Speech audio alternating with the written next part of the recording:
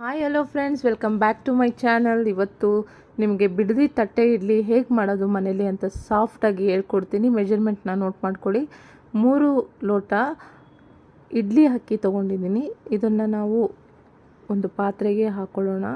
3 ಲೋಟ ಮೆಜರ್ಮೆಂಟ್ಗೆ ನಾನು ಇವತ್ತು ಒಂದು 5ರಿಂದ 6 ಜನ ತಿನ್ನುವ ಮನೇಲಿ ಬ್ರೇಕ್ಫಾಸ್ಟ್ ಮಾಡೋರಷ್ಟು ಇಡ್ಲಿ ಹಿಟ್ಟನ್ನು ಹೇಗೆ ಮಾಡೋದು ಅಂತ ಹೇಳ್ಕೊಡ್ತೀನಿ. ಇವಾಗ 3 ಲೋಟ ಇಡ್ಲಿ ಅಕ್ಕಿಗೆ 1 ಲೋಟ ಉದ್ದಿನ ಬೇಳೆಯನ್ನು ಹಾಕ್ಕೊಬೇಕು. ಅದೇ ಲೋಟದಲ್ಲಿ 1/4 ಲೋಟದಾದಷ್ಟು ಸಬ್ಬಕ್ಕಿ ಹಾಕ್ಕೊಬೇಕು. ಈ ಥರ ಸಬ್ಬಕ್ಕಿ ಹಾಕಿಬಿಟ್ಟು ಅದೇ ಲೋಟದಲ್ಲಿ ಅರ್ಧ ಲೋಟದಷ್ಟು ಗಟ್ಟಿ ಅವಲಕ್ಕಿನ ನಾವು ಸೇರಿಸ್ಕೊಬೇಕು. ನೋಡಿ, ಈ ಥರ ಇರುತ್ತೆ ಗಟ್ಟಿ ಅವಲಕ್ಕಿ ಅರ್ಧ ಲೋಟದಷ್ಟು ನಾವು ಸೇರಿಸ್ಕೊಬೇಕು.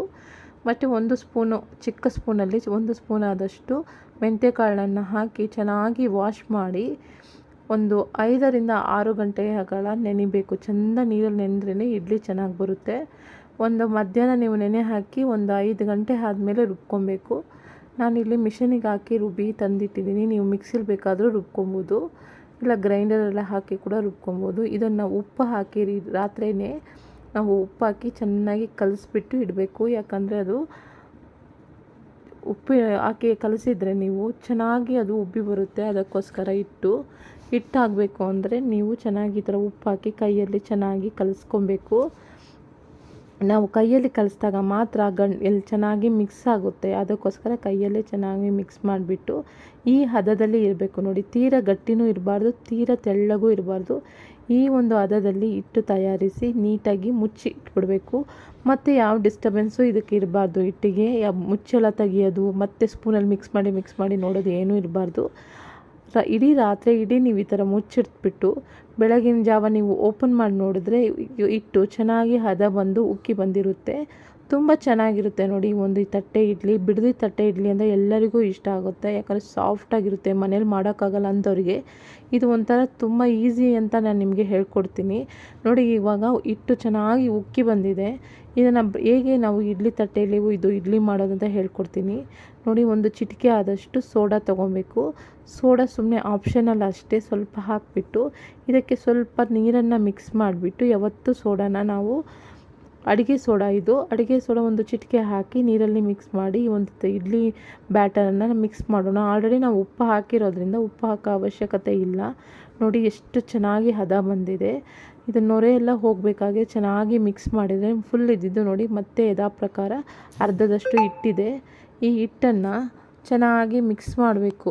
ಮಿಕ್ಸ್ ಮಾಡಿ ನಂತರ ಒಂದು ಸ್ಟವ್ನಲ್ಲಿ ನಾವು ಆಲ್ರೆಡಿ ನೀರಿಟ್ಟಿದ್ದೀವಿ. ಈ ಥರ ಹಿಟ್ಟನ್ನು ನಾವು ಯಾವಾಗಲೂ ತಟ್ಟೆ ಇಡ್ಲಿಯಲ್ಲಿ ಉಯ್ದಿಡಬೇಕಾದ್ರೆ ನೀರು ಚೆನ್ನಾಗಿ ಮಳ್ಳಿ ಬರಬೇಕು, ಅಂದರೆ ಕುದ್ಬಿಟ್ಟು ಬರಬೇಕು. ಕುದ್ದು ಬಂದರೆ ಮಾತ್ರ ನಾವು ಇಡ್ಲಿ ತಟ್ಟೆಯಲ್ಲಿ ಉಯ್ದುಬಿಟ್ಟು ಇಟ್ಟರೆ ಚೆನ್ನಾಗಿ ಸಾಫ್ಟಾಗಿ ಬರುತ್ತೆ. ನೀರು ಕುದಿದಲ್ಲೇ ನೀವು ಇಡ್ಲಿ ಹಿಟ್ಟನ್ನು ಉಯ್ದುಬಿಟ್ಟು ಇಟ್ಟರೆ ಇಡ್ಲಿ ಗಟ್ಟಿ ಆಗುತ್ತೆ. ಅದಕ್ಕೋಸ್ಕರ ಒಂದು ತಟ್ಟೆಗೆ ನಾವು ಎಣ್ಣೆಯನ್ನು ಸವರಿಬಿಟ್ಟು ಚೆನ್ನಾಗಿ ಈ ಥರ ಸವರಿಬಿಟ್ಟು ಆಮೇಲೆ ಹಿಟ್ಟನ್ನು ನಾವು ಮಿಕ್ಸ್ ಮಾಡಿರೋ ಹಿಟ್ಟನ್ನು ನಾವು ಪ್ಲೇಟಿಗೆ ಹಾಕಿಬಿಟ್ಟು ಸ್ಟ್ಯಾಂಡ್ನಲ್ಲಿ ಜೋಡಿಸ್ಕೊಬೇಕು. ನಾನು ಪ್ಲೇಟಿಗೆ ನೋಡಿ ಎಣ್ಣೆ ಎಲ್ಲದಕ್ಕೂ ಹಾಕಿ ಸವರಿದ್ದೀನಿ. ಈಗ ಈ ಪ್ಲೇಟಿಗೆ ಇಡ್ಲಿ ಹಿಟ್ಟನ್ನು ಹಾಕ್ಕೊತಾ ಇದ್ದೀನಿ. ಒಂದೊಂದು ಇಡ್ಲಿ ತಟ್ಟೆಗೆ ನಾವು ಒಂದೂವರೆ ಸೌಟ ಆದಷ್ಟು ಹಿಟ್ಟನ್ನು ಹಾಕ್ಕೊತಾ ಇದ್ದೀನಿ. ಜಾಸ್ತಿ ಹಾಕಬಾರ್ದು, ಅರ್ಧಕ್ಕೆ ಮಾತ್ರ ಇರಬೇಕು ಹಿಟ್ಟು. ಫುಲ್ ನೀವು ಹಾಕಬಾರ್ದು. ಇಡ್ಲಿ ತಟ್ಟೆಯಲ್ಲಿ ಅರ್ಧದಷ್ಟು ಹಿಟ್ಟು ಹಾಕಿಬಿಟ್ಟು ನಾವು ತಟ್ಟೆ ಇಡ್ಲಿ ಸ್ಟ್ಯಾಂಡ್ನಲ್ಲಿ ಜೋಡಿಸ್ಕೊಬೇಕು. ತಟ್ಟೆ ಇಡ್ಲಿ ಸ್ಟ್ಯಾಂಡ್ನಲ್ಲಿ ಜೋಡಿಸಿದ ನಂತರ ಇಡ್ಲಿ ತಪ್ಪಲಿಯಲ್ಲಿ ನಾವು ಇಡ್ಲಿ ಕುಕ್ಕರ್ನಲ್ಲಿ ನೀರನ್ನು ಇಟ್ಟಿದ್ದೀವಲ್ಲ, ಚೆನ್ನಾಗಿ ಕುದ್ದು ಬರಬೇಕು. ಈ ಥರ ಆವಿ ಬರಬೇಕು. ಆವಾಗ ಚೆನ್ನಾಗಿ ಇಡ್ಲಿ ಸಾಫ್ಟಾಗಿ ಬರುತ್ತೆ. ನೀರು ಕುದಿಯೋಕ್ಕಿಂತ ಮುಂಚೆ ಯಾವುದೇ ಒಂದು ಇಡ್ಲಿನ ನಾವು ಬೇಯೋದಕ್ಕೆ ಇಡಬಾರ್ದು. ಈಗ ನಾನು ಇಡ್ಲಿ ಚೆನ್ನಾಗಿ ನೀರು ಕುದ್ದಿದೆ. ಇವಾಗ ಇಡ್ಲಿನ ಉಯ್ದಿಟ್ಟಿದ್ದೀವಲ್ಲ, ಈ ತಟ್ಟೆ ಇಡ್ಲಿ ಸ್ಟ್ಯಾಂಡನ್ನ ತೆಗೆದು ನೀರಲ್ಲಿ ಇಡ್ತಾಯಿದ್ದೀನಿ. ನೋಡಿ, ಇದನ್ನು ನೀವು ಇಡ್ಲಿ ಪಾತ್ರೆಯಲ್ಲೂ ಮಾಡ್ಬೋದು. ಇಲ್ಲ ನನಗೆ ಇಡ್ಲಿ ಸೆಟ್ ಮಾತ್ರ ಇದೆ, ನನಗೆ ಪಾತ್ರೆ ಇಲ್ಲ ಅಂದರೆ ನೀವು ಯಾವುದರಲ್ಲಿ ಬೇಯಿಸ್ತೀರೋ ಅದರಲ್ಲಿ ನೀವು ಆರಾಮಾಗಿ ಬೇಯಿಸ್ಬೋದು. ನೋಡಿ, ಇವಾಗ ಸಖತ್ತಾಗಿ ಬಂದಿದೆ. ಈ ಒಂದು ಇಡ್ಲಿ ಪಾತ್ರೆಯಲ್ಲಿ ಬೆಂದಿದೆ ಅಂತ ನಾನು ಓಪನ್ ಮಾಡಿ ನೋಡ್ತೀನಿ. ನೋಡಿ, ಈಗ ನೀರಲ್ಲಿ ಟಚ್ ಮಾಡಿ ನೋಡಿದ್ರೆ ಕೈಗೆ ಅಂಟಬಾರ್ದು. ಆವಾಗ ಸೂಪರಾಗಿ ಬೆಂದಿದೆ ಅಂತ.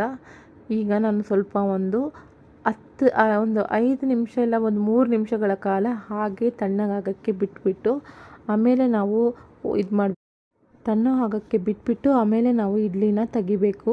ನೋಡಿ ಇವಾಗ ತಣ್ಣಗೆ ಹಾಕಕ್ಕೆ ಬಿಟ್ಟಿದ್ದೀನಿ. 1 ಬೈ 1 ಇಡ್ಲಿನ ನಾನು ತೆಗಿತಾ ಇದ್ದೀನಿ. ಚಿಕ್ಕ ಸ್ಪೂನ್ನ ಸಹಾಯದಿಂದ ಸುತ್ತ ಈ ಥರ ನೀವು ಲೈನನ್ನು ಹಾಕಿಬಿಟ್ಟು ಆಮೇಲೆ ಈ ಇಡ್ಲಿಯನ್ನು ನಿಧಾನವಾಗಿ ತೆಗೆದ್ರೆ ಸೂಪರಾದ ಬಿಡದಿ ತಟ್ಟೆ ಇಡ್ಲಿ ಮನೇಲೇ ನಾವು ಮಾಡ್ಬೋದು. ಎಷ್ಟು ಸಾಫ್ಟಾಗಿದೆ ನೋಡಿ, ಎಷ್ಟು ಸಾಫ್ಟಾಗಿ ಮೃದುವಾಗಿ ಹತ್ತಿಯಂತೆ ಇರುವ ವೈಟಾಗಿ ಹತ್ತಿಯಂತೆ ಇರುವ ಒಂದು ಬಿಡದಿ ತಟ್ಟೆ ಇಡ್ಲಿನ ನಾವು ಸಹ ಮನೆಯಲ್ಲೇ ಮಾಡ್ಬೋದು. ಎಷ್ಟು ಸಾಫ್ಟಾಗಿದೆ ನೋಡಿ, ನಾನು ನಿಮಗೆ ಎಕ್ಸ್ಪ್ರೆಸ್ ಮಾಡೋಕ್ಕೆ ಆಗಲ್ಲ, ಅಷ್ಟು ಚೆನ್ನಾಗಿ ಬಂದಿದೆ.